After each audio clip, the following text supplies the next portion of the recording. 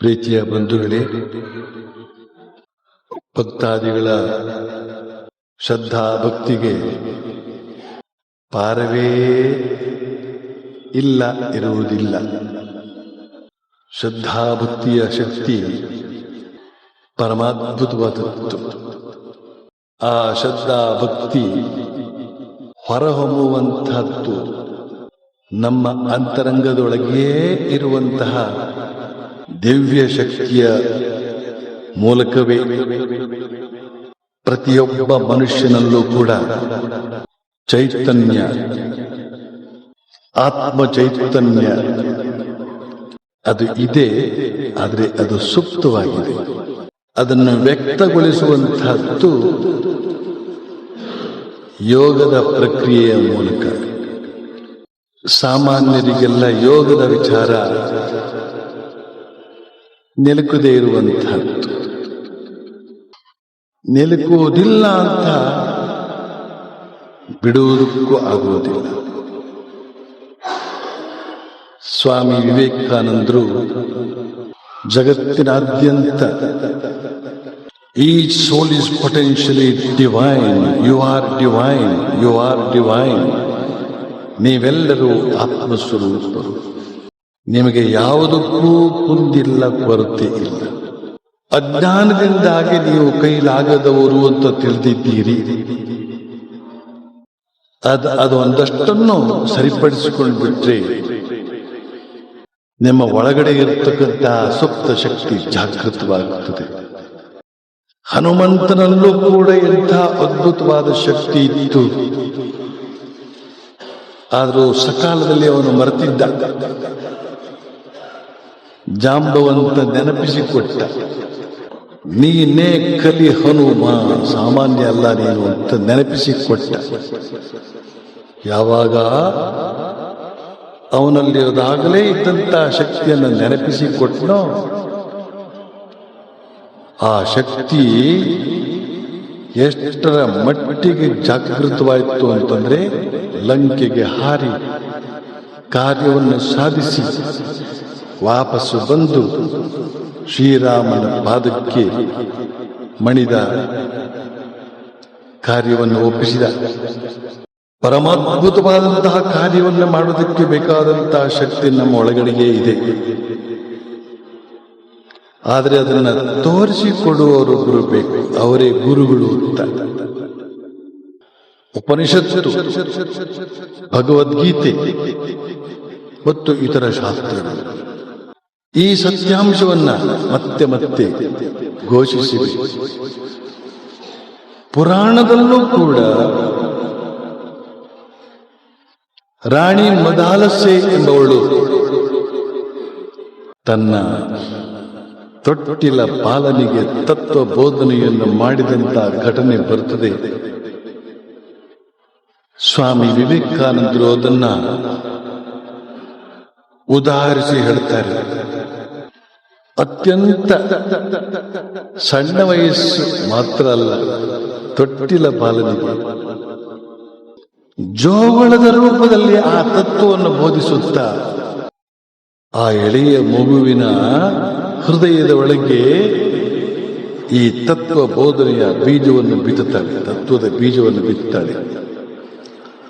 ಹುಡುಗ ಬೆಳೆಯುವಾಗ ತತ್ವ ಕೂಡ ಬೆಳೆದುಕೊಂಡು ಬರುತ್ತದೆ. ಅವನು ಜ್ಞಾನಿಯಾಗಿಯೇ ವ್ಯಕ್ತಗೊಳ್ಳುತ್ತಾನೆ. ಇದು ನಮ್ಮಲ್ಲಿ ಹಿಂದೆಯೂ ಇತ್ತು, ಈಗಲೂ ಇದೆ, ಅದು ಲುಪ್ತವಾಗ್ತಾ ಇದೆ. ಆದ್ರಿಂದ ಚಿಕ್ಕ ಚಿಕ್ಕ ಹುಡುಗರಿಗೆ ಈ ದಿವ್ಯ ತತ್ವವನ್ನು ಬೋಧಿಸ್ತಾ ಬೋಧಿಸ್ತಾ ಬೋಧಿಸ್ತಾ ಅವರೆಲ್ಲರೂ ಕೂಡ ಮಹಾಪುರುಷರಾಗಿ ಮೆರೆದಾಡೋದಕ್ಕೆ ಸಾಧ್ಯ ಇದೆ. ಮಕ್ಕಳಿಗೆ ಅದೆಲ್ಲ ಏನು ಅರ್ಥ ಆಗುತ್ತದೆ ಅಂತ ಕೇಳುವವರಿದ್ದಾರೆ. ದೊಡ್ಡವರಿಗೆ ಎಷ್ಟು ಅರ್ಥ ಆಗಿದೆ, ದೊಡ್ಡವರು ಇರುವ ಕ್ರಮ, ದೊಡ್ಡವರು ನಡೆದುಕೊಳ್ಳತಕ್ಕಂಥ ದಡ್ಡತನ, ಅದನ್ನು ಕಂಡ್ರೆ ಗೊತ್ತಾಗೋದಿಲ್ವ? ಎಷ್ಟು ಕೇಳಿದ್ರು ಕೂಡ ಮರೆತು ಜೋಲು ಮೋರೆ ಹಾಕಿಕೊಂಡೇ ಓಡಾಡುತ್ತಾ ಇದ್ದಾರೆ ಜನ. ನಿತ್ಯಾನಂದ ಸ್ವರೂಪನಾದಂತಹ ಆತ್ಮ ಒಳಗಡೆ ಇದ್ದಾನೆ ಅಂತ ತಿಳಿದು ತಿಳಿದು ತಿಳಿದು ಯಾರು ಜೋಲು ಮೋರೆ ಹಾಕಿಕೊಂಡಿರುತ್ತಾರೋ ತತ್ವ ಅವರ ಅಂತರಂಗದೊಳಗೆ ಹೋಗಿಲ್ಲ ಅಂತ ಅರ್ಥ.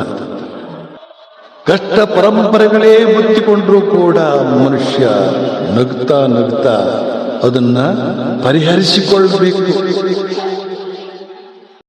ಆದ್ರೆ ಈಗ ಯಾವ ತರದ ಸ್ಥಿತಿ ಇದೆ ಅಂತ ಹೇಳಿದ್ರೆ, ಸುಖದ ಕ್ಷಣಗಳಲ್ಲಿ ನಗುವಾಗಲೂ ಕೂಡ ಅವನ ಮುಖದಲ್ಲಿ ದುಃಖದ ಛಾಯೆ ಕಾಣುತ್ತದೆ. ಸ್ವಾಮಿ ವಿವೇಕಾನಂದರು ಇದನ್ನ ಒಂದು ತಮಾಷೆಯಾಗಿ ತಿಳಿಸ್ತಾರೆ. ಒಂದಾನೊಂದು ಕ್ರೈಸ್ತ ಗುರುಕುಲ, ಅಲ್ಲಿ ಪಾದ್ರಿಗಳೊಬ್ಬರು ತಮ್ಮ ಹೊಸ ಹೊಸ ಪಾದ್ರಿಗಳಿಗೆ ಗ್ರಾಮಾಂತರ ಪ್ರದೇಶಗಳಿಗೆ ಹೋಗಿ ಯೇಸು ಕ್ರಿಸ್ತರ ಮಹಿಮೆಯನ್ನು ಯಾವ ರೀತಿಯಲ್ಲಿ ಬೋಧಿಸಬೇಕು ಅಂತ ಅನ್ನೋದನ್ನ ತಿಳಿಸಿಕೊಡ್ತಾರೆ. ಯೇಸು ಕ್ರಿಸ್ತನನ್ನು ಕೊಂಡಾಡಿದರೆ, ಯೇಸು ಕ್ರಿಸ್ತನನ್ನು ಸ್ತುತಿಗೈದರೆ, ಯೇಸು ಅವನ ಕೃಪೆಗೆ ಪಾತ್ರರಾದರೆ ಸ್ವರ್ಗಕ್ಕೆ ಹೋಗಬಹುದು. ಅವನ ಕೃಪೆಗೆ ನಾವು ಪಾತ್ರರಾಗದಿದ್ರೆ ನರಕವೇ ಗತಿ ಅಂತನ್ನುವ ಈ ಮಾತನ್ನೆಲ್ಲ ಹೇಳಬೇಕು. ನೀವು ಸ್ವರ್ಗದ ಆಸೆಯನ್ನು ತೋರಿಸಿದ್ರೆ ಅವರೆಲ್ಲ ಯೇಸು ಕ್ರಿಸ್ತನನ್ನು ನಂಬುವುದಕ್ಕೆ ಸುಲಭ ಆಗ್ತದೆ ಅಂತೆಲ್ಲ ಹೇಳ್ತಾ, ಅಂದಹಾಗೆ ಒಂದು ಸಮಸ್ಯೆ ಇದೆ. ಹಳ್ಳಿಗರಿಗೆ ಸ್ವರ್ಗ ಅಂದ್ರೆ ಏನು ಗೊತ್ತು? ಪಟ್ಟಣಿಗರಿಗೆಲ್ಲ ಗೊತ್ತಿದೆ ಅಂತ ಅರ್ಥ ಅಲ್ಲ. ಹಳ್ಳಿಗರಿಗೆ ಪಾಪ ಸ್ವರ್ಗ ಅಂದ್ರೆ ಏನು ಗೊತ್ತು? ನೀವು ಯೇಸು ಕ್ರಿಸ್ತನನ್ನು ನಂಬಿದ್ರೆ ಸ್ವರ್ಗಕ್ಕೆ ಹೋಗ್ತೀರಿ ಅಂತ ಹೇಳಿದ ಮಾತ್ರಕ್ಕೆ ಸ್ವರ್ಗ ಅಂತಂದ್ರೆ ಏನು ಅಂತ ಗೊತ್ತಿಲ್ಲ ಮೇಲೆ ಯೇಸು ಕ್ರಿಸ್ತನನ್ನು ನಂಬೋದು ಹೇಗೆ ಅವರು? ಅದಕ್ಕೋಸ್ಕರ ನೀವೇನು ಮಾಡಬೇಕು ಗೊತ್ತಾ? ನೀವು ಆ ಸ್ವರ್ಗದ ವರ್ಣನೆಯನ್ನು ಮಾಡಬೇಕು. ಸ್ವರ್ಗ ಅಂತಂದ್ರೆ ಎಷ್ಟು ಆನಂದಮಯ ಅಂತ ಅನ್ನೋದನ್ನ ಯಾವ ತರ ಹೇಳಬೇಕು? ನೀವು ನಗ್ತಾರೆ, ಕಿವಿಯವರೆಗೆ ನಿಮ್ಮ ತುಟಿಗಳನ್ನ ಅಗಲಿಸಿ ನಗ್ತಾ ನಗ್ತಾ ಅಷ್ಟು ಆನಂದ ಇರ್ತದೆ, ಬಹಳ ಆನಂದ ಇರ್ತದೆ. ಅಂಥ ಆನಂದ ಲೋಕಕ್ಕೆ ಹೋಗೋದಕ್ಕೆ ನಮ್ಮ ಯೇಸು ಕ್ರಿಸ್ತ ನಿಮಗೆ ನೆರವಾಗ್ತಾನೆ ಅಂತೆಲ್ಲ ಹೇಳಬೇಕು. ಯೇಸು ಕ್ರಿಸ್ತನನ್ನು ನಂಬದಿದ್ರೆ ಅವರಿಗೆ ನರಕವೇ ಗತಿ ಅಂತೇನೋ ನೀವು ಹೇಳ್ತೀರಿ. ನರಕ ಅಂದ್ರೆ ಗೊತ್ತಿಲ್ವಲ್ಲ ಅವರಿಗೆ, ಅದರಿಂದ ಭಯ ಬರೋದಿಲ್ಲ. ಆಗ ನೀವು ನರಕವನ್ನ ತಿಳಿಸಿಕೊಡ್ಬೇಕಾಗ್ತದೆ. ಆ ನರಕವನ್ನು, ಸುಖವನ್ನು, ಆ ಸ್ವರ್ಗದ ಆನಂದವನ್ನು ನಿಮ್ಮ ಮುಖದಲ್ಲಿ ನೀವು ತೋರಿಸಿದ ಹಾಗೆ ನರಕದ ದುಃಖವನ್ನು ಕೂಡ ನಿಮ್ಮ ಮುಖದಲ್ಲಿ ತೋರಿಸ್ಬೇಕು. ಅದಕ್ಕೇನು ಮಾಡಬೇಕು? ಈಗ ಇರುವ ಮುಖ ಸಾಕು. ಶೃಣ್ವಂತು ವಿಶ್ವೇ ಅಮೃತಸ್ಯ ಪುತ್ರ, ನಾವೆಲ್ಲ ಅಮೃತ ಪುತ್ರರು, ಆನಂದಮಯ ಪುರುಷರು. ನಮಗಿಲ್ಲ ಹುಟ್ಟು, ನಮಗಿಲ್ಲ ಸಾವು, ನಮಗೆ ಯಾವ ದುಃಖವೂ ಇಲ್ಲ, ಆನಂದ ಸ್ವರೂಪರು. ಈ ಮಾತನ್ನ ಮತ್ತೆ ಮತ್ತೆ ಶ್ರವಣ ಮಾಡಬೇಕು, ಮತ್ತೆ ಮತ್ತೆ ಮನನ ಮಾಡಬೇಕು, ನಿಧಿಧ್ಯಾಸನ ಮಾಡಬೇಕು. ಒಂದಾನೊಂದು ಶುಭ ದಿನ ಅದು ನಮ್ಮೊಳಗಡೆಯೇ ಪ್ರಕಾಶಿಸುತ್ತದೆ, ವಿದ್ಯುತ್ತಿನಂತೆ ಅದು ಪ್ರಕಾಶಿಸುತ್ತದೆ. ಸ್ವಾಮಿ ವಿವೇಕಾನಂದರು ಹೇಳ್ತಾರೆ, ಆ ರಾಣಿ ಮದಾಲಸಿಯ ಉದಾಹರಣೆಯನ್ನ ಮುಂದುವರಿಸ್ತಾ ಅವಳು ಏನ್ ಹೇಳ್ತಾ ಇದ್ಲು? ಜೋಗುಳ ಹಾಡುವಾಗ, ಓ ಮಗು, ನೀನು ನಿತ್ಯ ಶುದ್ಧ, ನೀನು ನಿಷ್ಕಳಂಕ, ನೀನು ಪಾಪರಹಿತ, ನೀನು ಸರ್ವಶಕ್ತ, ನೀನು ಮಹಾಮಹಿಮ ಅಂತನ್ನುವ ಧಾಟಿಯಲ್ಲಿ ಹಾಡನ್ನು ಹಾಡ್ತಾಳೆ. ಅಂತನೋ ಈ ಮಾತನ್ನು ನಾನು ಬೆಳಗಾವಿನಲ್ಲಿ ಒಂದು ಉಪನ್ಯಾಸದಲ್ಲಿ ಹೇಳಿದಾಗ, ಒಬ್ಬಳು ಮಹಿಳೆ ಒಂದು 16 ಚರಣಗಳಿರ್ತಕ್ಕಂತಹ ಹಾಡನ್ನು ತಂದು ಕೊಟ್ಟು, ಸ್ವಾಮೀಜಿ ನನ್ನ ಸಂಬಂಧಿಕರೊಬ್ಬರು ಇದನ್ನು ಅನುವಾದಿಸಿ ಇಟ್ಟಿದ್ರೆ ನಿಮ್ಗೆ ಏನಾದರೂ ಉಪಯೋಗ ಬಂದರೆ ನೀವು ಉಪಯೋಗಿಸ್ಕೊಳ್ಬಹುದು ಅಂತ ನೋಡಿದೆ. ಅದರಲ್ಲಿ 8 ಮಾತ್ರ ಆರಿಸಿಕೊಂಡಿದ್ದೇನೆ, ಉಳಿದ 8 ಪುನರಾವರ್ತನೆ ಆ ಭಾವನೆಗಳೆಲ್ಲ ಅದರಿಂದ ತಗೊಳ್ಳಿಲ್ಲ, ಇಷ್ಟನ್ನೇ ಉಪಯೋಗಿಸ್ಕೊಂಡಿದ್ದೇನೆ. ಅದನ್ನ ಅಲ್ಲಿ ರಾಗವಾಗಿ ಹಾಡಿದೆ, ಜೋಗುಳ ಹಾಡುವ ಹಾಗೆ ಹಾಡಿದೆ. ಸ್ವಾಮೀಜಿ ಅದರ ಪ್ರತಿ ಇದ್ರ ಕೊಡಿ ಅಂತ ಬೇಡಿಕೆ ಬಂತು. ಈಗ ಅದನ್ನ ಅಚ್ಚಾಕ್ಸಿದ್ದೇನೆ. ಬರೀ ಅಚ್ಚಾಕ್ಸಿದ್ರೆ ಏನ್ ಬಂತು, ಹಾಡಿದ್ರೆ ನಿಮ್ಗೆ ಗೊತ್ತಾಗ್ತದೆ ಅದ್ರೊಳಗೆ ಏನಿದೆ ಅಂತ. ಆದ್ರಿಂದ ಹಾಡ್ತೇನೆ. ಧರಣಿ ಪನಾದ ಧ್ವಜಾಕ್ಷನೆಂಬವನ ತರುಣಿ ಮದಾಲಸೆ ತನ್ನ ಬಾಲಕನ ಇರಿಸಿ ತೊಟ್ಟಿಲಳು ವಿಕ್ರಾಂತನೆಂಬವನ ಹರುಷದಿ ತೂಗಿ ಪಾಡಿದಳು ಶೋಭಾನ. ಜೋ ಜೋ ಜೋ ಜೋ ಧರಣಿಪನಾದ ಧ್ವಜಾಕ್ಷ. ರಾಜನ ಹೆಸರೇನು? ಧ್ವಜಾಕ್ಷ. ತರುಣಿ ಹೆಂಡತಿ, ಅವಳ ಹೆಸರೇನು? ಮದಾಲಸಿ. ತನ್ನ ಬಾಲಕನ ಇರಿಸಿ ತೊಟ್ಟಿಲೋಳು. ಯಾವ ಬಾಲಕ? ಬಾಲಕನ ಹೆಸರೇನು? ವಿಕ್ರಾಂತ.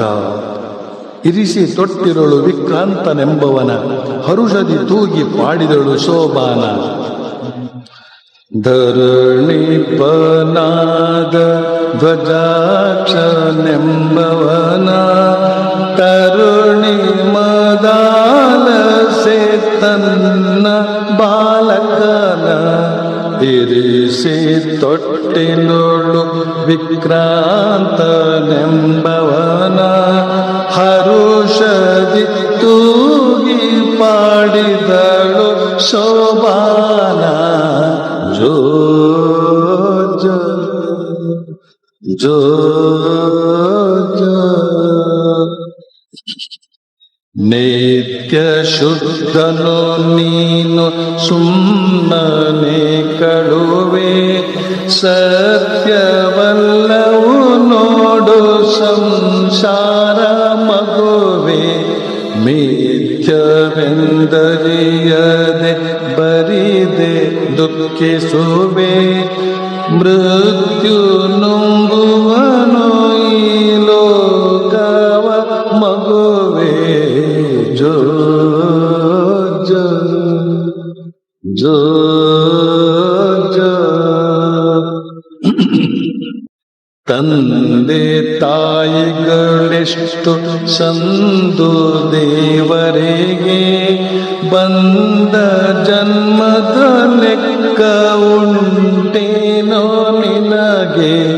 ಹಿಂದು ಮುಂದಿನ ಜನ್ಮವರಿಯದೆ ಹೀಗೆ ಕಂದ ನೀನಳುವೆ ಸುಮ್ಮನೆ ಮಾಯಾ ಭ್ರಮೆಗೆ. ಜೋ ಜೋ ಜೋ ಜೋ ಹೊಲಸು ನಾರುವ ಹೇಸಿಗೆಯ ದೇಹ ಮೂಲ ಮಲಮೂತ್ರ ಪಿಂಡ ತಾಗಿದ ಮೋಲೆ ಹಾಲ ಛಲದಿಂದ ಉಣಲು ನಿರ್ಮಲವೇನೋ ಬಾಲ ಫಲವ ಗ್ರಹಿಸಿ ನೋಡಿದರೆ ಮಾಯಾ ಜಾಲ.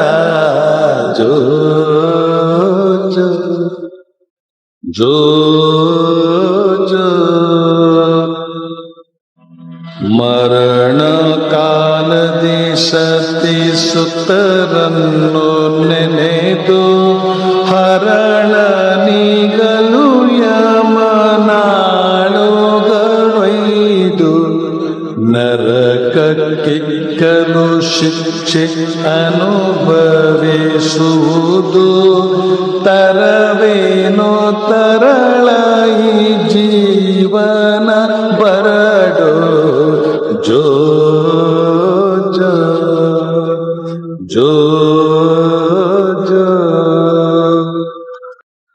ಶೇಷಗೆ ಸಹ ಹೇಳಲಸದಳ ಮಾಯ ಹೇಸಿಗೆ ಸಂಸಾರ ದುಃಖದ ಸ್ಥಿತಿಯ ಲೇಷ ನಂಬದಿರು ತೋರಿಸದು ಸದ್ಗತಿಯ ಆಶಿಸದಿರು ಈ ಸಂಸಾರದ ಗತಿಯ ಜೋ ಜೋ ಜೋ ಜೋ ವ್ಯಸನವ ಮನವು ನೀಗಲು ಮಡಿಯಾಗಿ ಎಸೆವಂತ ಪಂಚಕೋಶಗಳೆಲ್ಲ ಹೋಗಿ ಪಸರಿಸಿರುವ ಎಲ್ಲ ಅಜ್ಞಾನ ತೊಲಗಿ ನಶಿಸದ ಆತ್ಮವ ನೋಡು ನೀಯೋಗಿ ಜೋ ಜೋ ಜೋ ಜೋ ಹೊಳ ಹೊಳ ಹೊಳಪು ತೋರುವುದು ನಿನ್ನಿಂದ ನಳ ನಳ ನಳಿಪ ರಶ್ಮಿಯ ತೇಜದಿಂದ ಥಳ ಥಳಿಸುವುದು ತೋರುವ ಸತ್ಯಾನಂದ ಬೆಳಕ ಪಡೆದು ಸುಖಿಯಾಗು ನೀ ಕಂದ ಜೋ ಜೋ ಜೋ ಜೋ ಜೋ ಜೋ